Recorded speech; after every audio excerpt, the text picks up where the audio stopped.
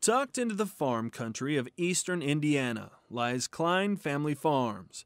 Jim Kline leads this operation, which today covers 7,500 acres, growing corn, soybeans, and seed wheat. Spending a lifetime as a farmer, he rented his first ground from his parents as a freshman in high school. Jim has learned to deal with challenges. I've always compared farming as being a Chicago Cub fan, because next year is always going to be better. Challenging is putting it mildly in this heavy clay country.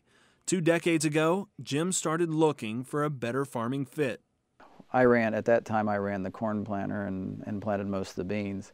And the only person that could work ground to suit me was my father and my brother. And we live in an area that has a high clay content, so therefore in the spring our ground's normally wet. And that was the most difficult job on the farm, in my opinion, was working the ground.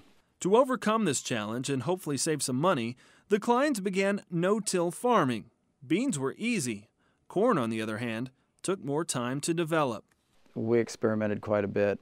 I had a lot of neighbors that were on ridge till that had ideas that I borrowed, and we went to a 3-coulter system on our planter to work the soil in front of the row units.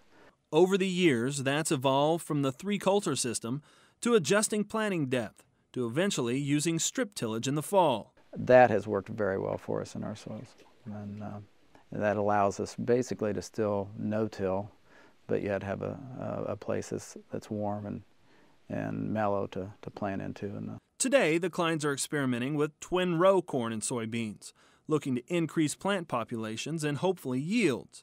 But as the farm evolves, Jim Kline has found he spends less time in a cab and more time in the office. He has goals to keep, increasing the net worth of his corporation by a minimum of 10% a year and owning a substantial portion of his acres debt-free by the time he reaches 65. He also manages 4 full-time employees, a group of self-starters who are dedicated to the farm as much as he is. Well, we've worked really hard to try to make that an easy fit for everyone. We've tried to give everybody a job description and what they're responsible for, because even the best day on the farm can be a long day if there are problems with employees. Add to it the responsibility of making all of the purchase decisions and keeping between 40 and 50 landowners informed and engaged in the operation.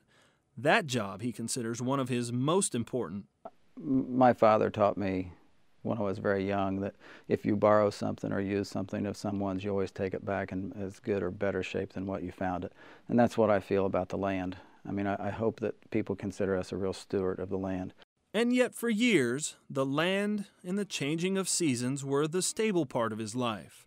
Jim lost his wife of 26.5 years in 2006 after a long battle with illness. Those were years he spent raising his 2 kids and caring for an ailing spouse. Today, God has blessed his home. Jim is remarried and has 2 new daughters. His son is now in law school and his other daughter is a senior in college. For Jim, the future for his family and his farm have never looked brighter. My mother and father afforded me and my brother the opportunity to come back to the farm. And that's what I wanted to do for my children. And we want to get better. You know, if size comes with that, if we grow, then that's great. I think we'll have to, in order for our children to come back, we're going to have to expand some. And I think looking into the future and talking to some of the people that you talk to at Top Producer, growth is inevitable. We're going to have to grow. Congratulations to Jim Kline and Kline Family Farms, finalists for Top Producer of the Year.